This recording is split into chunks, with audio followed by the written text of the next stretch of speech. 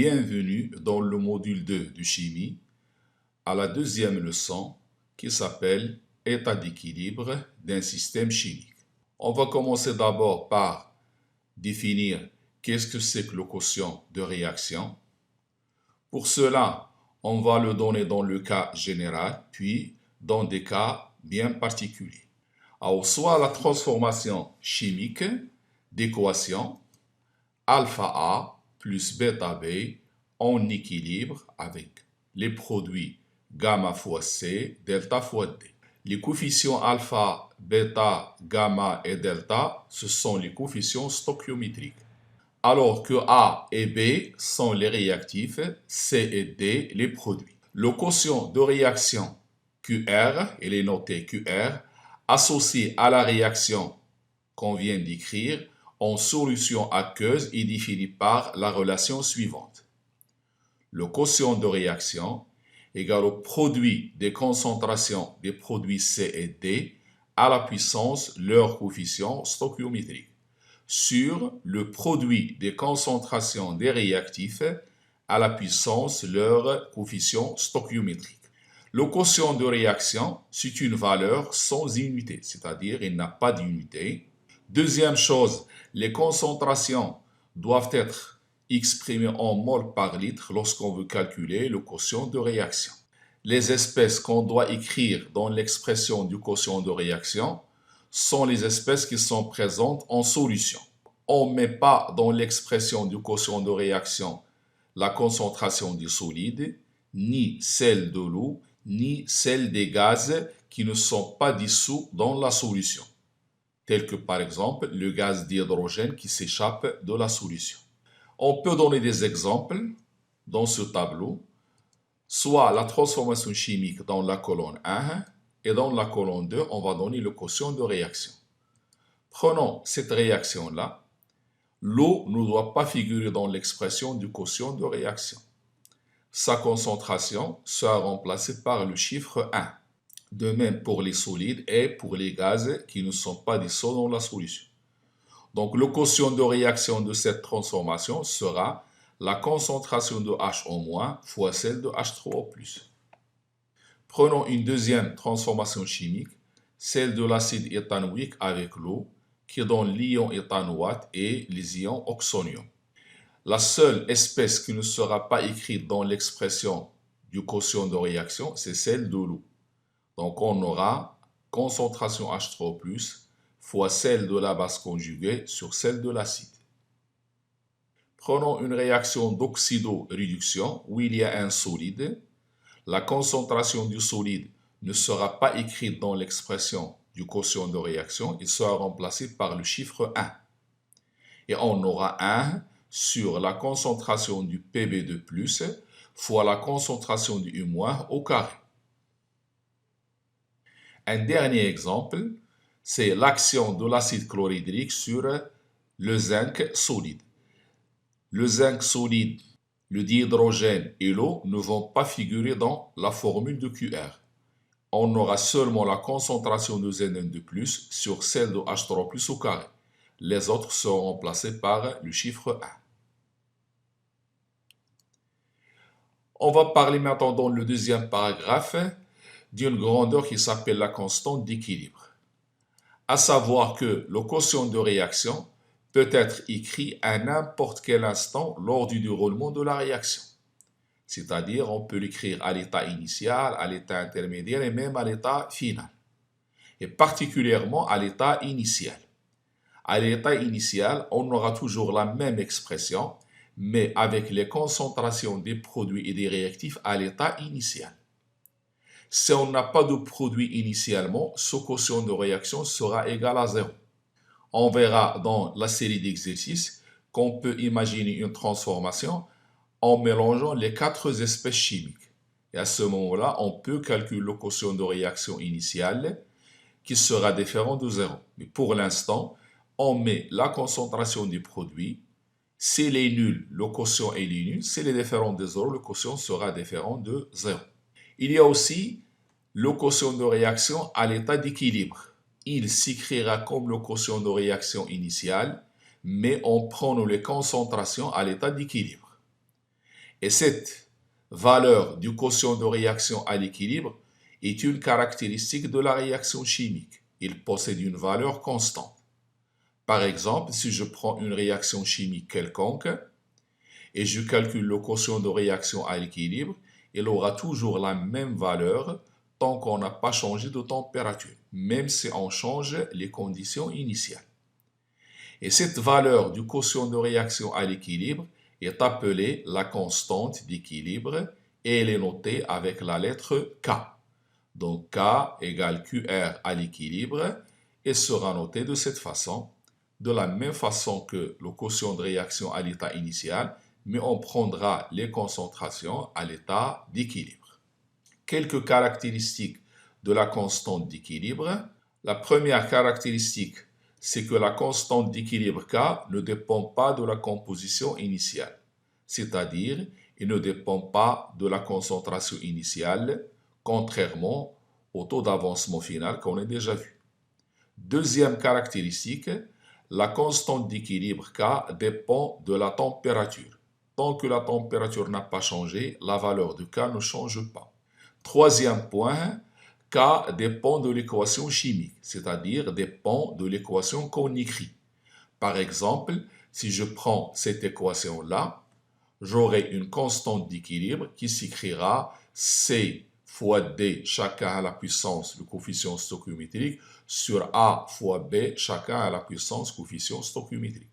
Mais si j'inverse la réaction, je prends par exemple C plus D donne A plus V, la constante d'équilibre ne s'écrit plus de la même façon.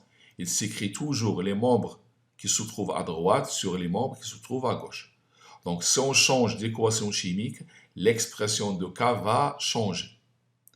Dernier point, si la constante d'équilibre est supérieure à 10 puissance 4, on peut considérer la réaction comme une réaction totale. Troisième et dernier paragraphe de cette leçon, le critère d'évolution spontanée. L'objectif de ce paragraphe, c'est de chercher si le système chimique est en équilibre ou il n'est pas en équilibre. Alors, pour répondre à cette question, est-ce que le système chimique est en équilibre ou non, on compare toujours le quotient de réaction initiale à la constante d'équilibre. On compare la valeur du quotient de réaction initiale à sa valeur à l'équilibre, c'est-à-dire à la valeur de K.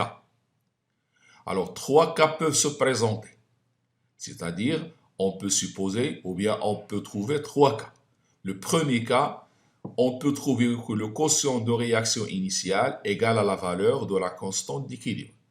À ce moment-là, on dit que le système chimique est à l'équilibre, il n'évolue plus. Ça veut dire que les concentrations des réactifs et des produits ne changent plus au cours du temps. Si on vous pose la question de déterminer si le système chimique est en équilibre ou non, vous devez comparer le quotient de réaction initiale à la valeur de K. Si vous trouvez que les deux valeurs sont égales, vous allez dire que le système chimique est à l'équilibre et il n'évolue plus. Cela veut dire que les concentrations des réactifs et des produits ne changent plus au cours du temps. Deuxième cas possible, on peut trouver le quotient de réaction initiale inférieur à K. Cela signifie que le numérateur du quotient de réaction initiale est trop petit par rapport à son dénominateur. Le numérateur est inférieur au dénominateur, puisque la valeur du QRI est inférieure à K. Donc le système chimique va évoluer de façon que le numérateur augmente, puisqu'il est inférieur au dénominateur. Ça veut dire que la concentration de C à la puissance gamma fois D à la puissance delta va augmenter. En contrepartie, le dénominateur va diminuer. Cela veut dire que le système va évoluer dans le sens à former C et D et à consommer A et B.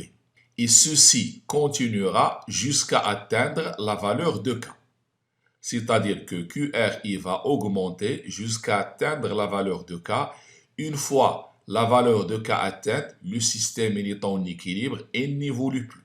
Donc, lorsqu'on trouve que le quotient de réaction initiale est inférieur à K, le système va évoluer dans le sens de formation de C et D. c'est-à-dire de la gauche vers la droite, ce qu'on appelle sens direct de l'équation de la réaction, ou bien ce qu'on numérote le sens numéro 1. Cela veut dire sur l'équation que le système va faire fonctionner la réaction numéro 1 pour former CD pour qu'il puisse augmenter. Le troisième et dernier cas, lorsque le quotient de réaction est supérieur à K. On a le cas contraire de tout à l'heure, c'est-à-dire que le numérateur est trop grand par rapport au dénominateur. Donc le numérateur va diminuer et le dénominateur va augmenter. Donc le système chimique va évoluer de façon à ce que le numérateur diminue et que le dénominateur augmente. Et ceci va se poursuivre jusqu'à ce que le quotient de réaction soit égal à K. Une fois égal à K, le système est en équilibre et il n'y a plus d'évolution.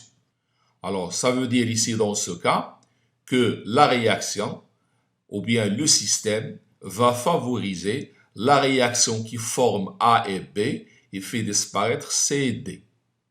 Et cette réaction, c'est le sens inverse du sens direct de la réaction. C'est-à-dire, au lieu d'évoluer comme tout à l'heure de gauche à droite, maintenant c'est de droite vers la gauche.